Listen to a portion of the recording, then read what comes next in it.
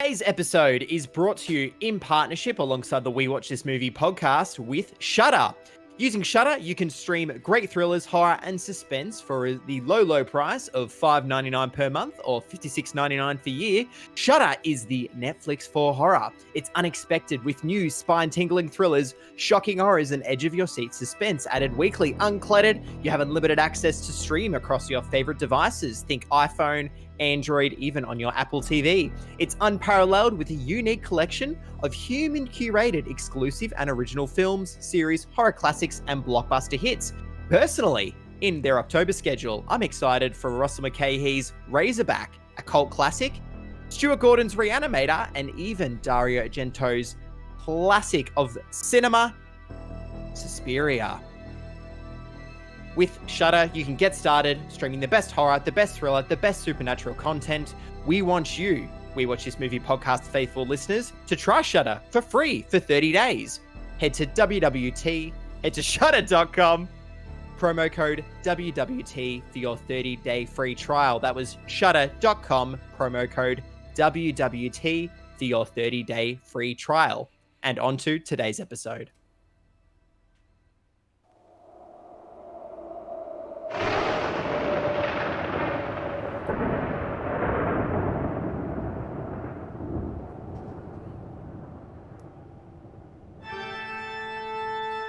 Welcome to the We Watch This Halloween podcast. Over the next few weeks, we'll be checking out some creepy crawlies, some creepy monsters, some horror flicks for October, Halloween.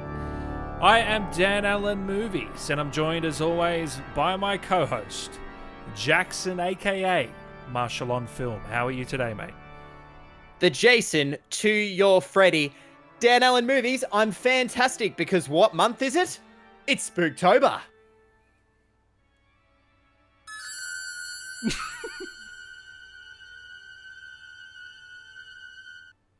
And no, Michael Myers isn't here to stab a big old knife through your hypersexualized teen heart. Dan Allen Movies, I'm excited. I cannot wait to get stuck into this month. Not only do we have horror-themed episodes, we've got horror-themed minisodes. More content than ever planned for our faithful listeners. And who can we thank? Shudder. Can I tell Brilliant. you... What? What did you expect me to say? I threw out the bait, I set you up, and you had one word. Oh, just... What did you expect me to say? 34 episodes in, and we still haven't got a clue between either of us. When are we ever going to put the pieces together? Jackson, I've got a few questions in terms of horror that I want to ask you, okay? So I'm a massive horror fan. For any of you out there, you know I'm a big Batman fan. You know I'm a Nolan fan. But did you know I'm a big horror fan? Now you do, okay? I want to know, Jackson, give me some of your favorite horror films of all time. Just throw a few out there. Throw them into the sky. And I want to know, are you a big horror fan as well? Am I a big horror fan? Absolutely, who isn't? Then my 1A to that one answer, I'm a big fan of horror comedy. Here's a couple off the top of my head. The Loved Ones, which is a very underrated Australian classic that came out about 10, 15 years ago, starring Xavier Dolan from the Twilight series. Highly rate it. The Loved Ones. Please check it out, listeners.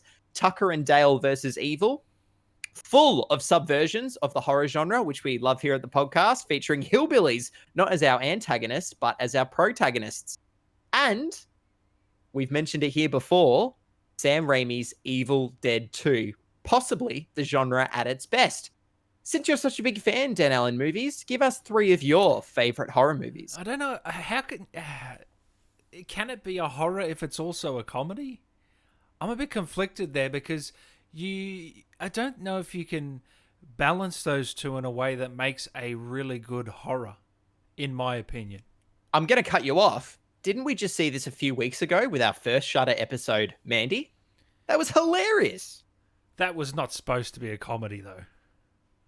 Nick Gage gurning into the camera. Come on, buddy. Where is that cue of him raging out, caging out, you might even say, in the bathroom one hour?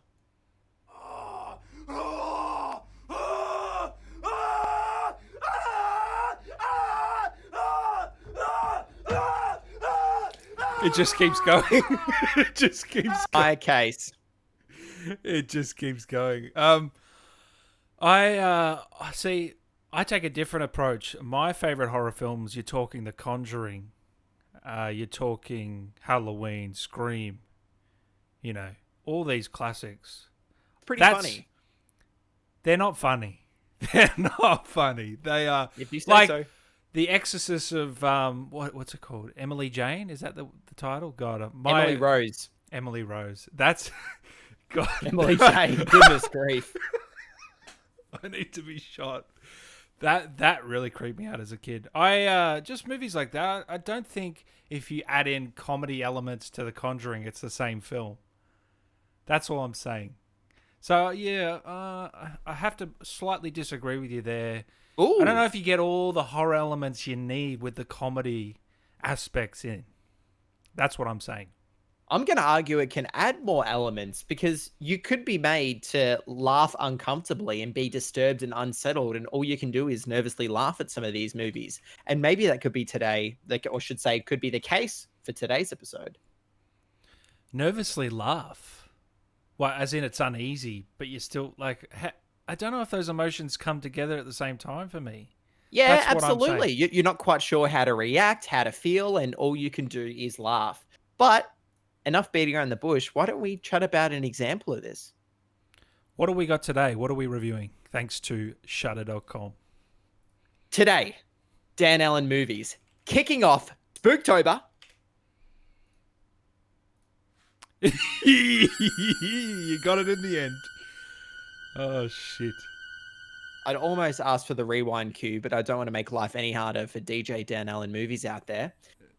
Kicking off today's episode for the very beginning of Spooktober, we have the 2014 supernatural horror film, the second ever feature for director David Robert Mitchell. It Follows. Wherever you are, it's somewhere walking straight for you.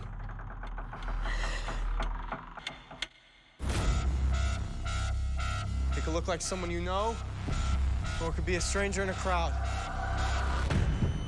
Whatever helps it get close to you.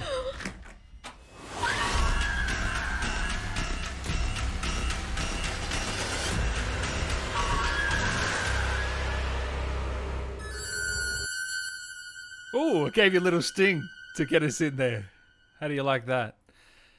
Very subtle, nuanced touch. I can't believe that this man who can't get his ass straight from his elbow could actually pull that one off. But I don't know how I did. I don't know how you did it either. However, what I do know how I did is the synopsis for It Follows. So here goes. For 19-year-old Jay, fall should be about school, boys, and weekends out at the lake. But after a seemingly innocent sexual encounter, she finds herself plagued by strange visions and the inescapable sense that someone or something is following her. Faced with this burden, Jay and her teenage friends must find a way to escape the horrors that seem to be only a few steps behind. Dan Allen movies, take us through your initial thoughts watching It Follows for the first time, and again, here for the We Watch This Movie podcast. This was my third viewing of It Follows. Yeah, third. So the first time I watched it back in 2014, I didn't enjoy it that much, funnily enough. Maybe it was the fact that I'd just seen Interstellar. At the time, you have to talk about this director. I don't know. You said you weren't going to do it. 34 episodes. Hold on. Interstellar wasn't 20. Oh, it was 2014. Yeah. Anyway, I wasn't feeling that high on it because I heard a lot of praise from friends, family saying this is a modern day horror classic. A modern horror classic. You need to check this out. Didn't get those feelings. Upon a rewatch, I did get more of those feelings. And then again, for the third time, it still holds up 6 years later in 2020 as one of the best horrors of the last 10 years, I think. Anyway, not as good as A Conjuring for me. I believe that came out in the last 10 years, 2013. That film for me, Conjuring, I can talk about that all day. I just absolutely love it because the only reason I talk about it so much is because it's the one film that genuinely really scared me Most horrors, I'm just desensitized now, and I think The Conjuring was the last one. But besides that, this film hits some of those elements of scary, just that feeling of someone following you for that long and just you can't get away, you can't escape it. What a great idea to put to film. I can't believe no one had thought about it or put it to screen before. Maybe they have, not that I've seen, but yeah, well executed film. The fact that it was, I think it's a $2.5 million budget, and I don't know how they pulled off some of the stuff in here for that minuscule amount of money. So really impressed, and it still holds up. I'd recommend it to any horror aficionados out there. If you haven't seen it already, please use our code WWT, get on Shudder and check this one out. Jackson? Dan Allen Movies, you raised some very interesting points there, and your initial thoughts on watching It Follows, particularly when talking about your second and now third rewatch. What changed for you? You said that at first you weren't as much of a fan, didn't quite hit. What changed, or perhaps what resonated for you on the second and third rewatch to have you come around and enjoy it? A few different elements. So the first time I watched it was, I know this sounds a little bit trivial, I guess. It was in the daytime, and there was other people around, moving around. There was laughter, and I sort of wasn't fully immersed. And maybe that's not really the movie's fault. That's my fault. Secondly, I didn't appreciate. Fair point. I didn't appreciate the movie, the music, as much. Really taking it in the second and third time, I found it had a unique flavor that built upon this world that they were building here. Just the creepy vibes. It was a little bit like the Mandy score from our last Shudder episode. Yeah. Did you get those vibes? So for sure. It was very much influenced from the works of John Carpenter and George A. Romero, and I'm sure we'll get into it here on the episode for our listeners as well, but I totally agree. And just the scare factor as well. And the fact that I watched it the second and third viewing in a dark room, speakers up, really immersed, obviously helped. So I don't know if it was all the movie's fault. But yeah, I don't know what exactly resonated. I just think the whole package sort of came together a bit more, and maybe I've grown to be a smarter movie watcher, or, everyone changes, There's movies like, for instance, Social Network. I remember giving it a 9 out of 10 back in the day, and then I rewatched it recently. I gave it a 7. People were like, what are you talking about? This is big drop. This is a modern day masterpiece of a film by Fincher. I didn't get the hype of what I get. I tell you now, the dialogue's incredible. The movie's good, but I just didn't get why everyone thought it was a 10 out of 10. That's just my opinion. And then you get films like this where sometimes your rating goes up. We all switch. It's like I was talking to you the other day about Parasite. I'm saying I gave it a 9 out of 10, and I'm thinking, I told Jackson, I can't fault this film. Or maybe I need to give it a 10. I just can't fault it. I watched it again for a 6th or 7th time already. It's been a year. And 6 or 7 in 12 months. I know. Yeah, I know. Out of control. That's what I mean. The fact that I've seen it that many times as well means it's definitely up there. So, ratings are it's just a personal thing. It's subjective. It's subjective, and it doesn't really mean much at the end of the day.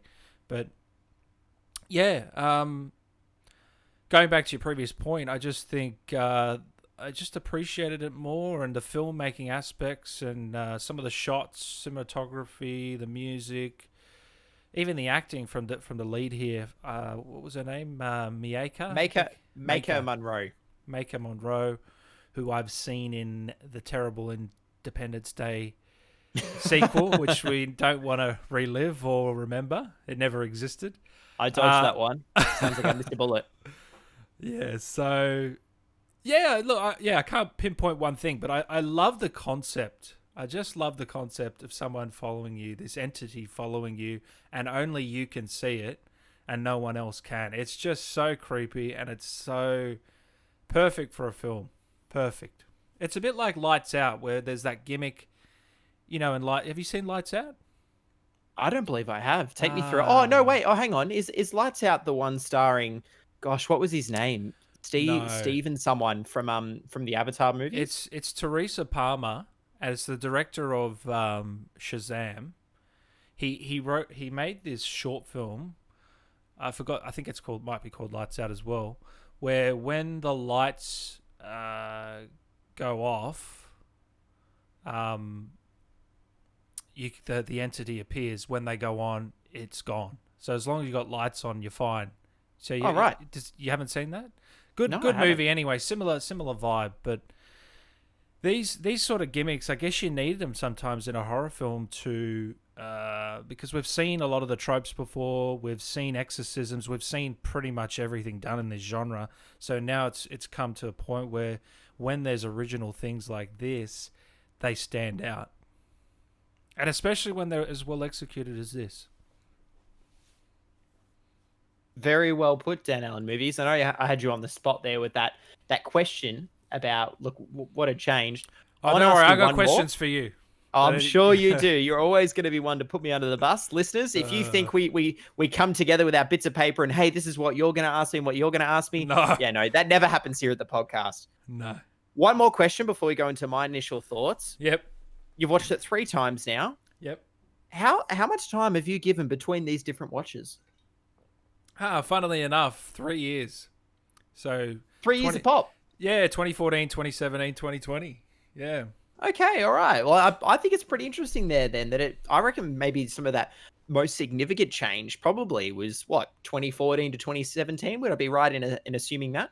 Yeah, that's when I really started to become a movie buff, you could say, around those years. So that obviously played a part, reflecting. I like it.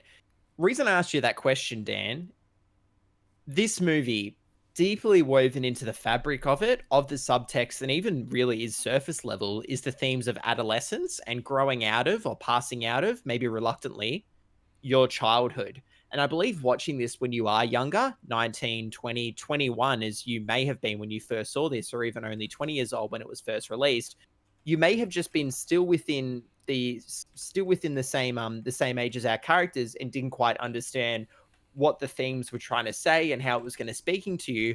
Watching it again older as you've gone into your 20s, it's probably kind of hit you and resonated with you much more, which it did for me on this watch now for the podcast. And this was your first time, wasn't it? This is my first time. This movie was great. Listeners, please go out and see It Follows. Even if you're not a big horror movie fan, it's not too gory other than some frightening and violent imagery that it is spaced out. And it's not too frightening it's almost devoid of jump scares, which is a positive in my book. It is very original and fresh. More so, it's creepy and unsettling and very ambiguous and mysterious. There's quite a few allusions in this movie to David Lynch's Blue Velvet. It's not the last time we're going to hear this name here at the podcast. Don't worry, Dan Allen Movies. We don't want you to play that cue just yet. We'll save it a little bit for later. And the cinematography that's on play here for a movie, just like you said, made for a reported production budget of $2 million is stunning. Like, it's gorgeous at times. Mm-hmm.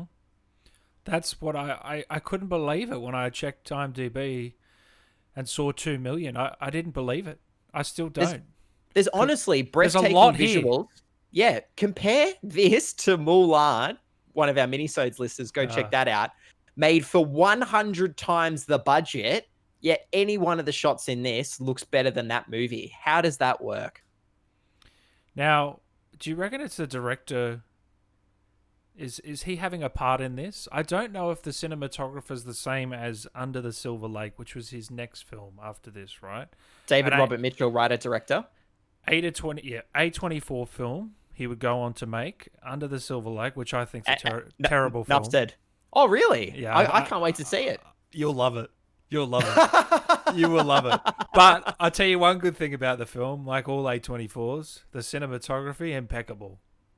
For some reason, every A24 film, no matter what, you know you're going to get cinematography that's the best out there. Hands down. Right? I wonder if it's the same cinematographer. Maybe one of us can do our research while we talk. But I'll tell you now, that was one thing that really stood out in this third watching. Not the first, not the second, but the third. Especially, do you remember the shot, little bit of a spoiler at the end when she's in the pool? I don't know how they achieved that, but I really, for $2 million Oh, as yes, well. I know exactly the shot you're talking about. That's a fantastic shot. There's no way that was planned. I mean, it could have been planned ahead of time, but surely they've stuck a camera underwater and they've gone, this is one of the creepiest visuals we can possibly come up with. And it looks awesome. Yeah.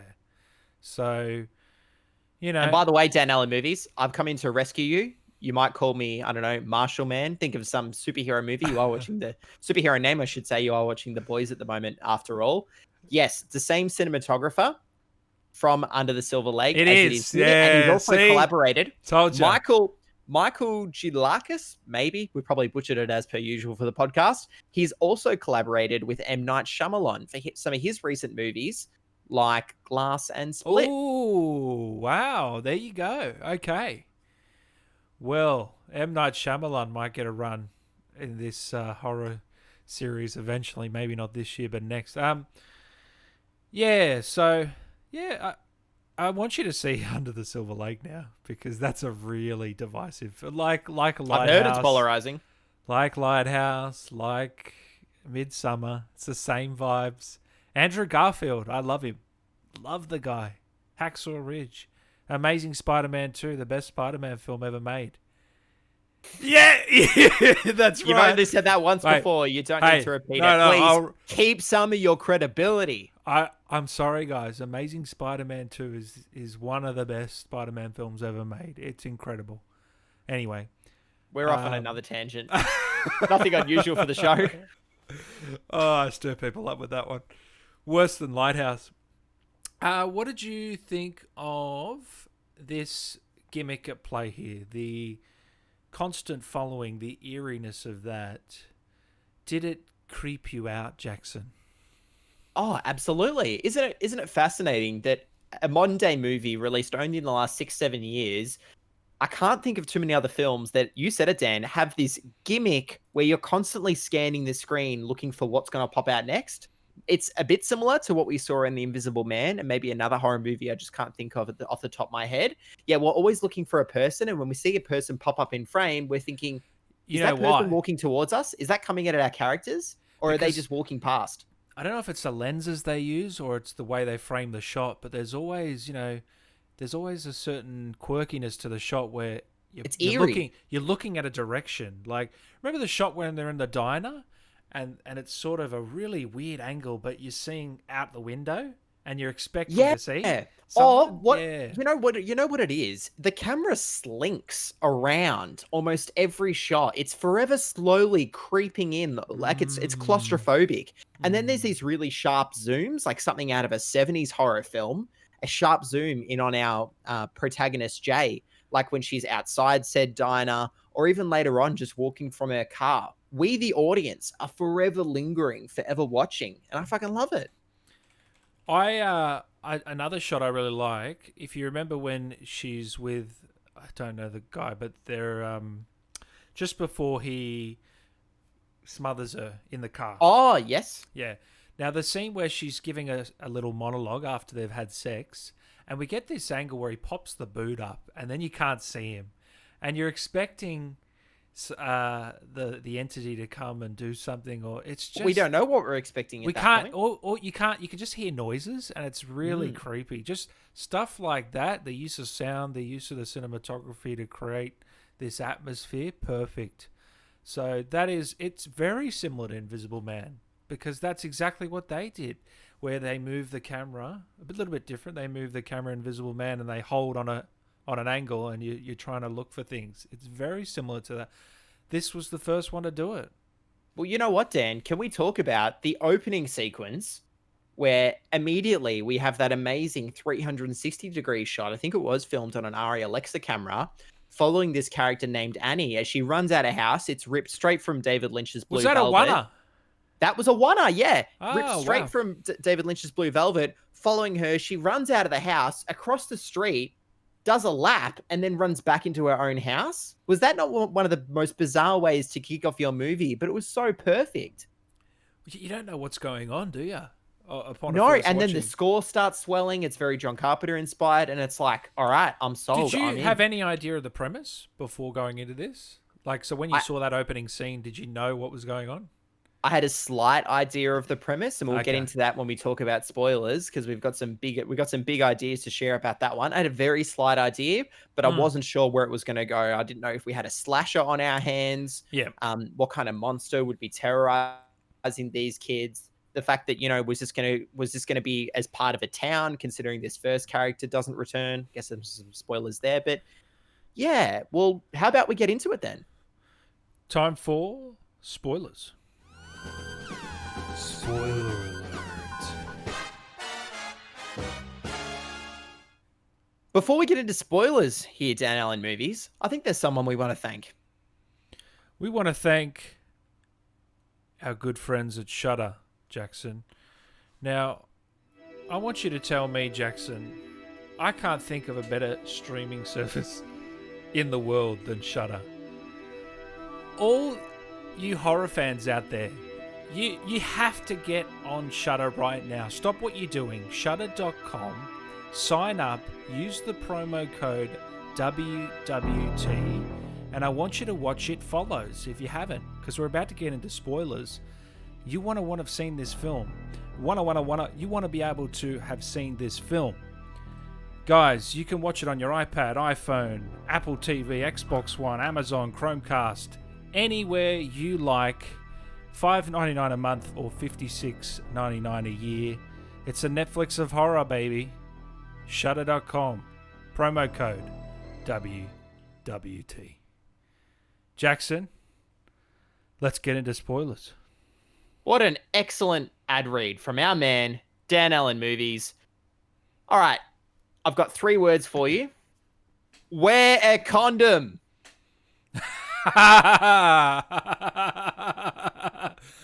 You're funny.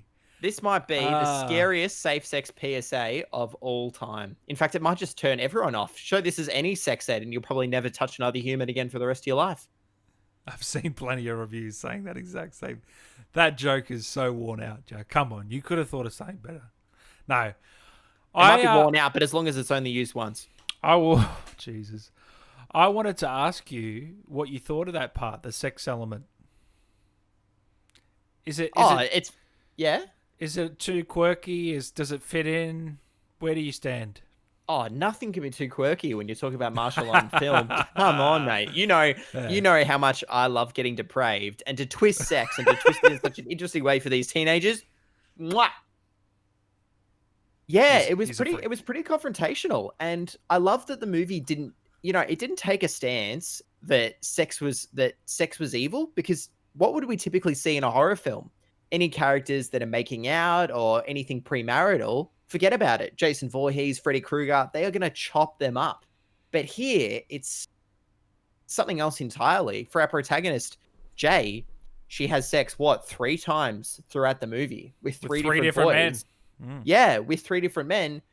Well, it might even happen one more time. We're in spoilers here, of course. So there's one very ambiguous scene where she might have sex with 3 guys at once. We don't quite know how that plays out. That's what I took it. That's what I thought happened. What else else happened there?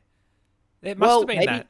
Maybe she didn't. If you do some reading up, some homework, some research for once Dan Allen Movies, there are some theories that suggest she may not have, but the movie is very ambiguous with some of this. What theories? Well, what? All right. What? She literally says 3 men. She's trying to get away from the entity. What else are you going to do? Yeah, very, very good point. What is it with this entity? Because is the entity an STI? Because it appears to be sexually transmitted? Yet the entity never leaves her, never leaves Hugh, her first boyfriend, never leaves Greg, and obviously he dies. And will it ever leave Paul, the boy that yearns for her and she eventually sleeps with, who I guess is a best friend of sorts? It's tough. It's really tough. Do you think it is that? Is that what they're trying to say? Well, I've got another take, but let me hear yours first. No, I want to hear yours, please. Nope, I'm desperate. I'm desperate to hear yours. I'm desperate to hear yours. I want to know what you think. If you believe that it is an STI, go for it. I don't believe it's an STI. I honestly believe they're not. I think you're reading into it too much, from my opinion. I don't think that those sort of themes are. I feel like the sex side of it was a plot device. I think you're reading into it too much. Alrighty, if you think I'm reading into it too much, just you wait. But convince me I'm not. Yeah. You wait until we start pontificating on this for real. And here we go. By the way, listeners, another movie for the podcast with the good old edible complex. First, it's Bill and Ted. The edible complex shows up in Buffalo. And here again, where poor Greg is fucked to death by his mother. But anyway, onto it. Oh, jeez. Dan Allen movies. That's a scene. Sorry to cut you off, but that's a reason why I think that it's a plot device. Why would they have a scene like that? How would that fit into those themes you're talking about? So anyway, go ahead. Okay. Obviously, on a first watch, initially from the first 10, 15 minutes, whatever is happening, we believe it's at least the love demon, I guess we'll call it, the entity, it, not from the It movies, appears to be sexually transmitted. But what if it's not this entity necessarily that's being transmitted or like some kind of weird evil sex? What if it's anxieties and fears of death and fears of growing up and maturing and leaving your adolescence, and not necessarily a loss of innocence, and it's not giving it to someone, but you're taking someone's innocence away once you've had sex with them and you're a part of this train? Because what happens to Jay? It's clear that from the very end of the film, despite being ambiguous with both her and Paul, even though they're together, they're in now some kind of committed relationship, they're holding hands, the threat of this entity is forever looming. They're forever going to be having to look over their shoulders. And despite making love, it'll only ever delay the threat, just like you'll only ever delay the anxieties about dying and getting older and maturing and the responsibilities and the self-loathing and everything else that's a part of becoming an adult, that kind of self-awareness that you don't have when you're younger. I believe there's something going on in the movie about that. You could tell me I'm reading well too much into it here, but that's my take. It's about more than just sex. If we go with your take, then how is it being transmitted? So once she has sex, she's no longer being followed. Well, how does that tie in then? I'll explain. So the idea that this entity is transmitted through sex, because sex to an adult, you could say, is the most intimate act, but especially sex to a teenager and sex to someone who's younger, who doesn't quite understand what's going on, because very likely their parents, teachers, everyone else in their life failed them in sex ed. When you're having sex with someone, you're potentially forming a bond with them, even if it's just something temporary. And that bond, due to the demon in this film, is now going to be something eternal. It's going to last forever, and it's going to result in eventually in the loss of your own life. Even if the person behind you dies, eventually it's going to catch up to you. That bond is going to get you too. That's what's going on here. And the fact that this is sexually transmitted is just a way to communicate that theme. That at the end of the day, once we're no longer children, we're just marching on to death. Was it Quentin Tarantino that called this the best modern day horror? He singled it out as being a very good horror.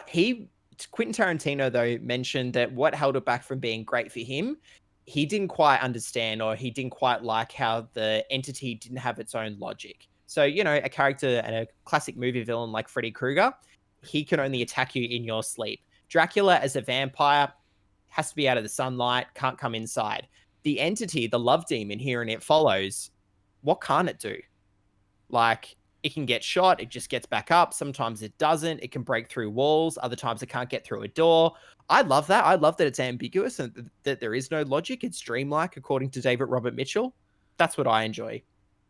Listeners, I hope you still stuck around after that last 5 minutes. We got I love these. I love these discussions. Love these discussions. Dan Allen movie wants to hear it, I suppose. I like that take. Do we have a concrete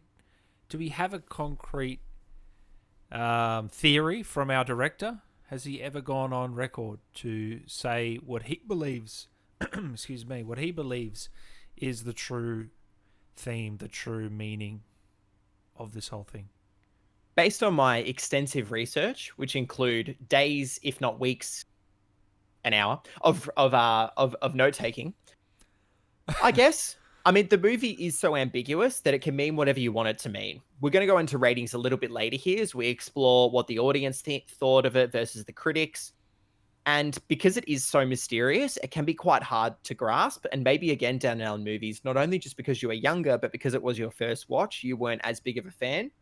Whereas for someone like me who does love some of these things that are Lynchian about a loss of innocence and about tarnishing what should otherwise be pure and sacred, it speaks to me. So when I look at it and I go, is this kind of a meditation on people growing up and then it's going to be they're finding their own identity through having sex with others, and that's not always a good thing, can result in a lot of anxieties. I love that. That resonates with moi. Is there a certain scene that put you over the edge on that theory? Yeah, there's a few. While it's a bit of a throwaway line, Jay says to Paul after she has sex with Greg, Paul's obviously pretty jealous, pretty distraught that, oh, why didn't you choose me? Because he's had a thing for her for years, and Jay clearly knows it. She says to him as a bit of a throwaway, oh, well, I had sex with Greg while we were in high school, so it's a bit like it's no big deal. So it's almost like because she's maybe, I don't know about like a loss of it because she's lost her virginity, but for her, she's a bit more educated in the realm of growing up, and she's a bit further along in her personal growth and personal journey than Paul is. So just some of those lines that feel like throwaways actually kind of add up and roll into this ongoing meaning. Plus, a lot of these demons that are following her around are either A, dead people, or B, people that are decomposing and rotting. And it's not just there to be frightening. It does speak to you. It does mean something. And the film as well is shot a lot from the male gaze. We said it earlier, this scene where Jay tries to, does she? I guess she does. You and I read it as that she does. She immediately walks off into the water to have sex with three men, wanting to get rid of the demon or at least delay it. All she has to do is take her clothes off and walk into the water. And much earlier in the film, the character of Hugh/Jeff, who was her boyfriend, he says to her, oh, it's easy for you. You're a girl. Maybe we're talking about even more deeper themes here about absolutely, women and sexual relations versus men and the stigmas around that. Remember Dan Allen movies? He shows up a few times throughout the movie. What about the young boy that pervs on her? Because of course, no, I didn't read into that scene, but now that you put the whole thing together, maybe. And consider as well how the young boy looks at her. We see a lot of what he sees from his point of view as well, as the camera is lingering and slinking, and like I said, and zooming in on Jay in the pool, especially early on. Is that from the young boy's point of view? Are we the young boy? Yeah, no, you're convincing me. I want to know what, in your opinion, the entity always changed every time. I think we had 5 or 6 different versions, from an old guy to an old woman. They're always naked, which it makes it creepy for me. There's something about it. It was the same. I don't know. You didn't see it chapter 2, but chapter 2 had a scene where they did something great. Where the first trailer was a scene, just a straight up scene from the film, and it was Jessica Chastain with an older lady. And she goes off to say, I'm going to go get some cookies. And then you just see her scatter along in the darkness completely nude. It's so creepy. Similar vibes here. But is there any connection between who these people were? Because there was a line, wasn't it, where they said it was people that you loved or not, you didn't love. Do you remember that line? Yeah, I believe Hugh says it to her. Says it to Jay, we should say, the protagonist, not long after she's I guess kidnapped and tied up with chloroform. What does she say? And goddamn, how creepy was that scene when we've got Jay telling this story about how she was younger, she's just had sex with Hugh for the first time, and then he jumps on her with chloroform? Like, oh yeah, I did not expect that. How's some of those shots as well, where she's sitting in the wheelchair and we have the wheelchair rig with the camera on it? Freaky deaky stuff. Anyway, so he says some lines like, when you see this entity, it could appear to you as a loved one, as a stranger. Okay. Right. I'm still wrestling with what it really means, because it's really hard, because we see some characters we're familiar with, such as Greg's mother, and very end, again, we're in spoiler territory here, we see Jay's father, who hasn't been in the picture for the rest of the movie. He shows up as the demon in the pool. I haven't quite worked that one out. That's going to be something for a future Well, rewatch. in the ending, do you think that was an entity? What do you mean following Jay and Paul as they're holding hands down the road? Yeah. I'm going to say yes. I believe It's got to far more be. He was entertaining. walking too. Yeah. He was walking too You know it. weirdly. Come on. He can't. You know it. He has to be. Has to be. I've heard a few rumors like, oh no, it's just the dad trying to catch up. Come off it. Come on, guys. How is this movie monster? It can only ever walk. It's always going to get you. I love that. Always catch up. I love it. And I love how at the top, Hugh tells her after he, just before he dumps her back off at her house, which is so creepy. I was proper disturbed seeing this poor girl just thrown out of the car in the middle of suburbia. How does he tell her? Where he's like, make sure you don't go into anywhere that only has one exit. He's just spelling out the rules. I was like, what kind of movie is this? Yeah, I thought it was pretty well written. Is there some breaks in logic? Because couldn't you trap the demon in something and just let it, it can't actually break through brick walls. Trap it in a 4x4 brick structure, or put it in a coffin. Put it in a coffin and... Are you talking about like one of the old tricks from The Sims, where you just capture one of your Sims in a room and you let it rot and die? Yeah, exactly. Burn the house. Yeah. I suppose you could, but hey, if we shoot it in the head and it still won't kill it, it's probably going to find a way out of that brick room. This has got to be the worst movie entity of all time. Like, it's so slow and fat and stupid. I know. What's its kill count? But it breaks. It picks up TVs and shit and throws it at the protagonist in the pool. Oh, what was that plan? Like, I get it. It's the third act confrontation. It's a big team up. What was that? What were they thinking? Yeah, I understand now why he said that. Yeah, I mean, very interesting choice by the director to have the entity defying logic really by throwing those TV. I just don't understand it. I don't.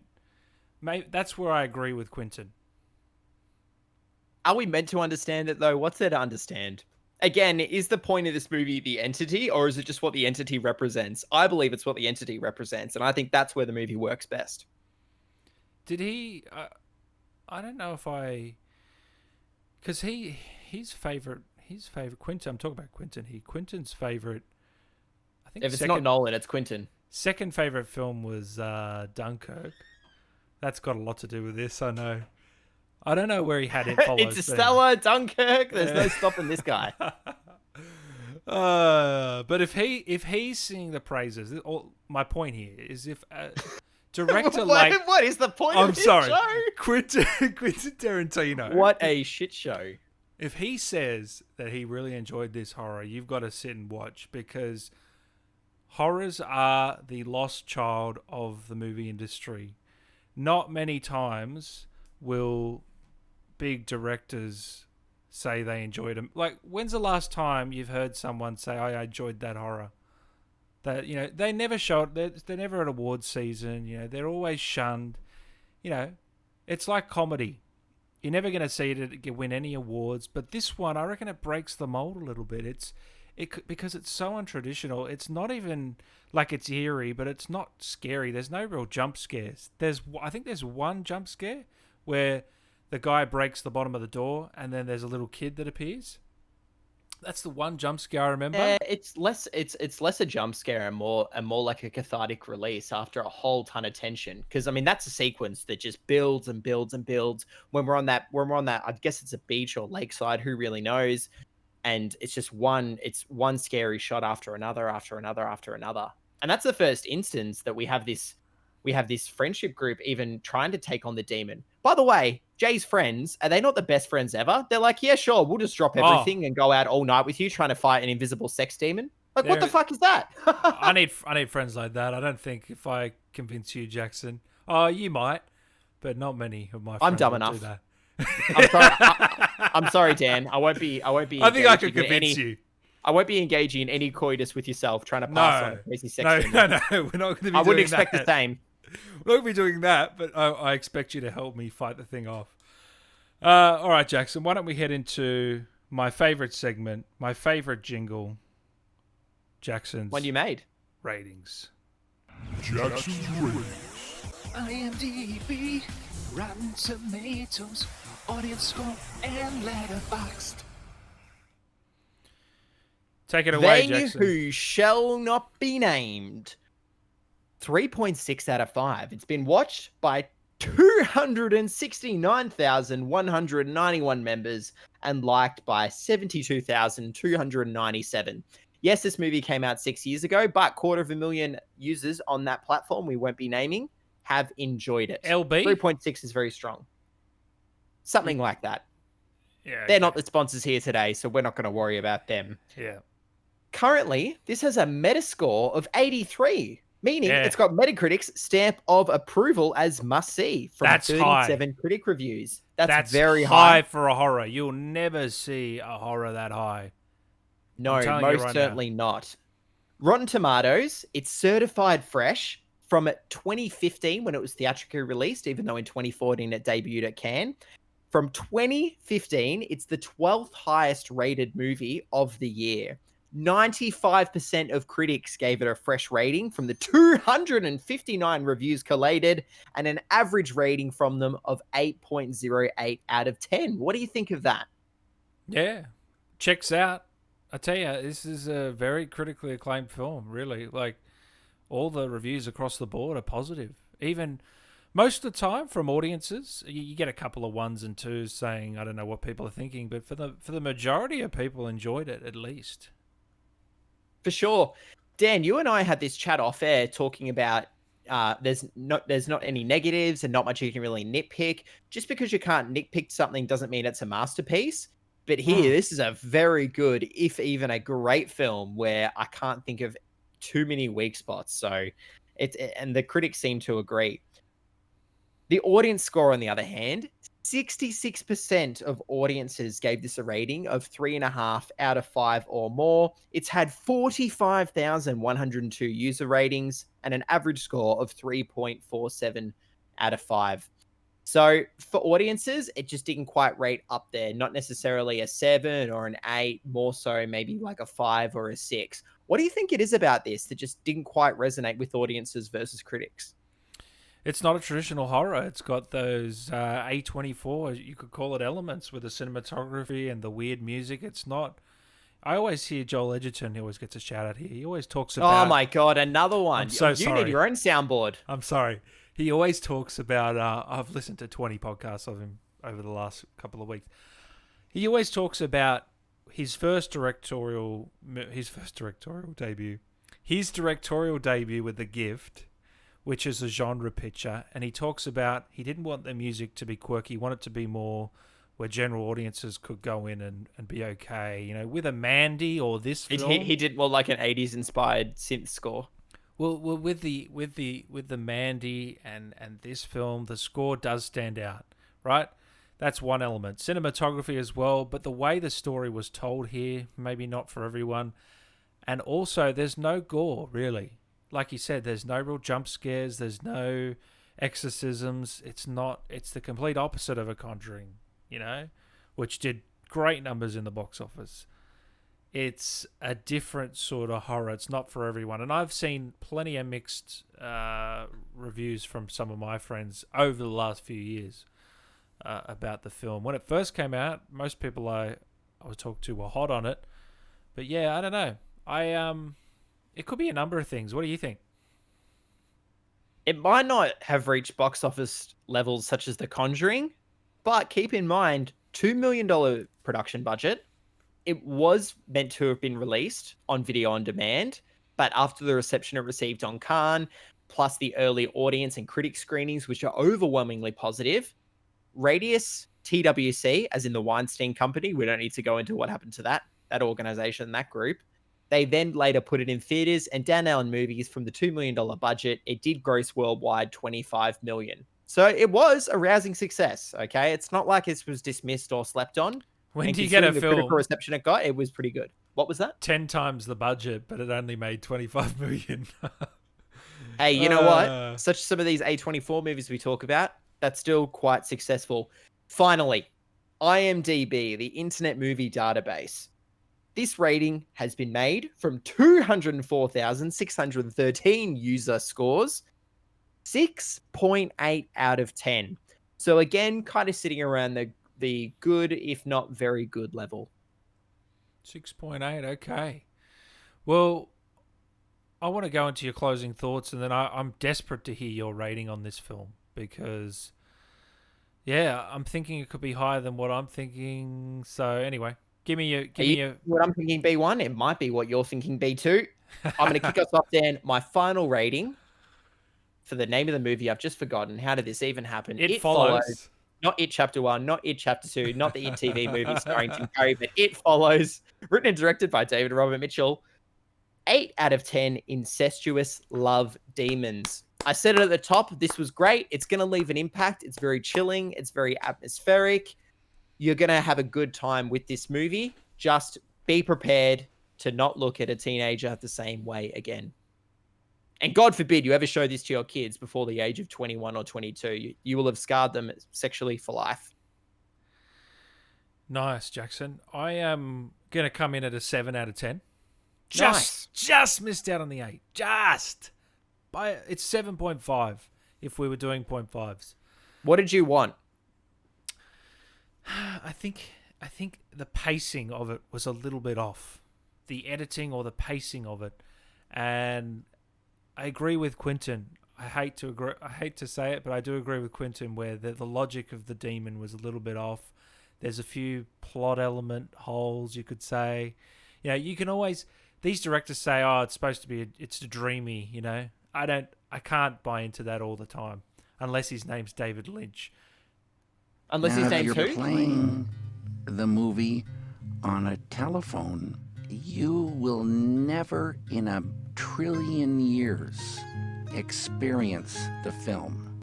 It's such a sadness that you think you've seen a film on your fucking telephone.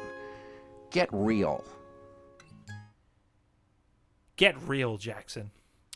David Lynch can get away with it, but yeah, I know what he followed.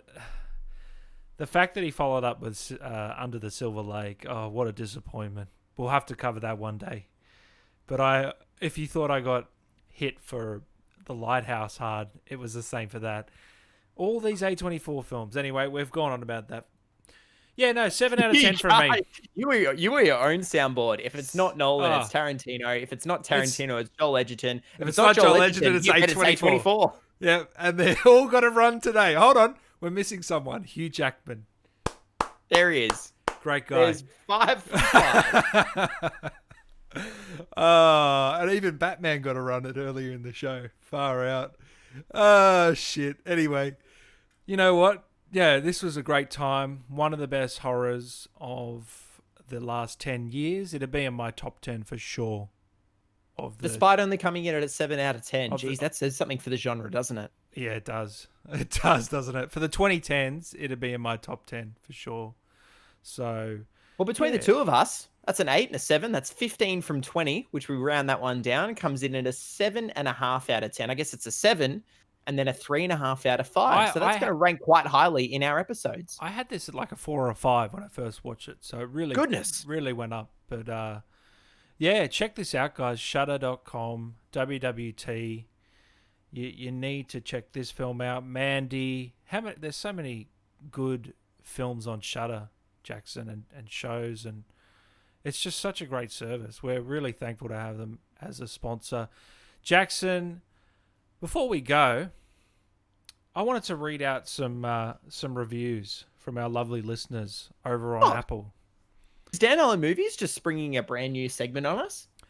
I just want to read some of these great reviews that I highlight a few of them here, and we want to thank you. Please send in some reviews on Apple or email us, Twitter, Get your own Instagram. mention here on the show. Get your own mention. So first off, S. Phillips 085, great breakdown of a movie. This podcast has two wonderful people break down a popular movie every episode. So kind.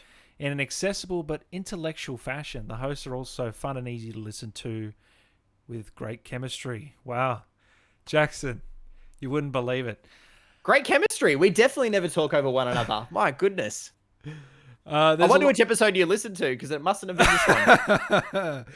KT and OT Thank you, SL01.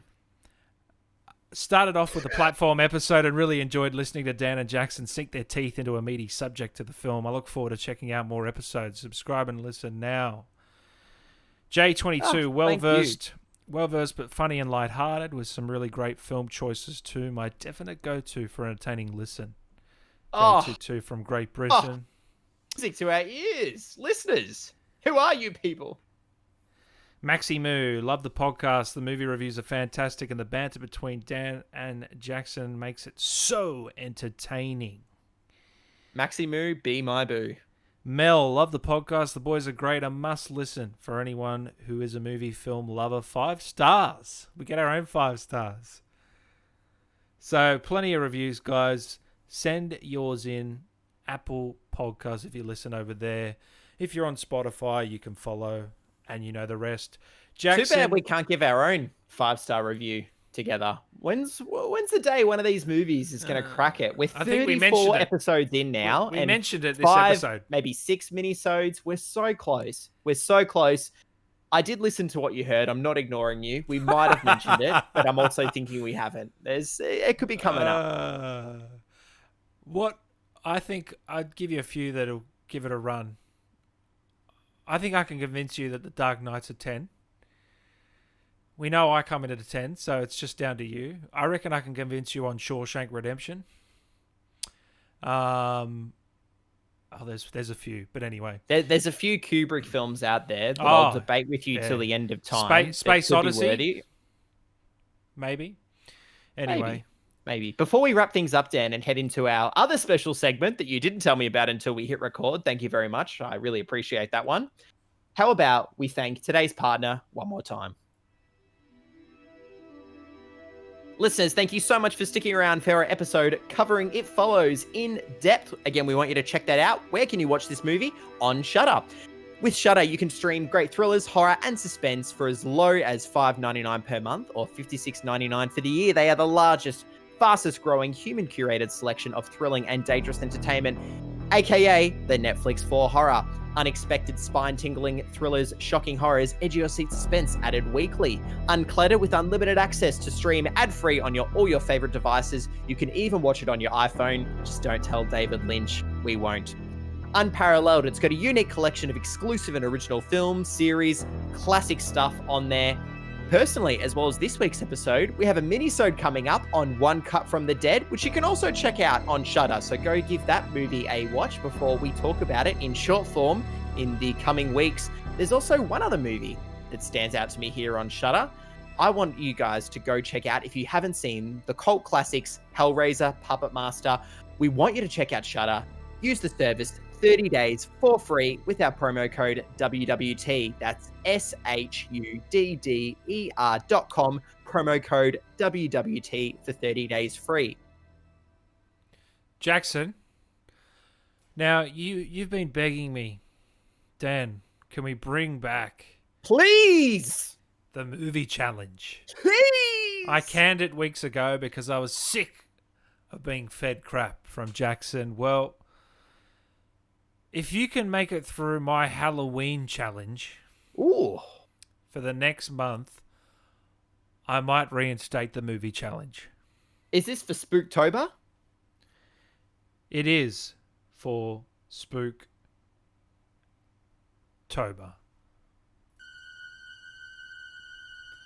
One more time.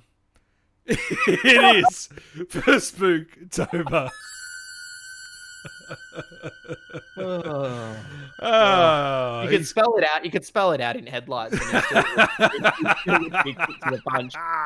Alrighty, the Halloween tour, Dan Allen movies. I want to get the movie challenge back. Please let me know what are the crazy feats of strength I'm going to have to perform here. Your first step up the mountain. This is a big mountain. This is a long.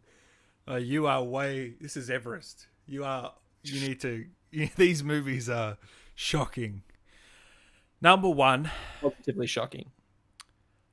I want you to watch The Human Centipede Part 2. Oh my God. Ah, Is yes. it too late to say the movie challenge doesn't mean that much? No. It's sorry, bro. You are going to be watching the Human Centipede Part 2, guys. If you're listening in audio form, make sure you head over to our YouTube to see this reaction. This is the pain that I felt. And now I'm getting my revenge. The Halloween Revenge Tour starts now. Human Centipede Part 2 to kick it off. And it only gets worse, Jackson. It only gets worse from here. So you are in for We're not even starting at the bottom of the barrel. We're starting below the bottom of the barrel where all the moss and shit and insects and everything's festered and has been rotting away for years. I cannot believe you are kicking it off like this, but Dan Allen Movies, bring it on. And you've never seen... How many of the Humans have you seen? None. Or one. The first one. I've seen one of them, and I'm not going to reveal which one until I've seen this. Ooh, maybe he has seen this one. Ooh. I'd say you've seen the first one, but I have seen the first two, haven't seen the third, but, you know, I don't think I want to. Anyway. I said I love getting depraved. Oh, mate, you're going to get depraved, honestly. You're going to think... So next week, we're going to review the new Adam Sandler movie, but I tell you what, you're going to think that's a masterpiece after you're done with this. Maybe a back-to-back special. Back-to-back and the Human Centipede. Just let that sink in. All right, Jackson, it's been lovely chatting with you. It's been a pleasure. I'm so glad I decided to sit down and record this tonight, especially since you've set me up for next week. My God. Where can the listeners find us, mate? Our lovely, faithful listeners, thank you so much again for sticking around for today's episode covering David Robert Mitchell's 2014 supernatural horror, It Follows. If you want to, and we would love you to, follow us on our social media at We Watch This Podcast. You'll find us on Facebook, Instagram, Letterboxd, Twitter, even on TikTok. We'd love for you to hit follow on Spotify. Please rate us 5 stars on Apple Podcasts. We'll read out your review on a future episode. And give us a like, give us a comment on our YouTube. You can subscribe there. You can watch us in video form. Hello! You can find Dan Allen Movies at Dan Allen Movies on all the aforementioned platforms, especially on his Instagram. You can find me at Marshall on Film on Facebook, Letterboxd, Instagram, Twitter, even on TikTok.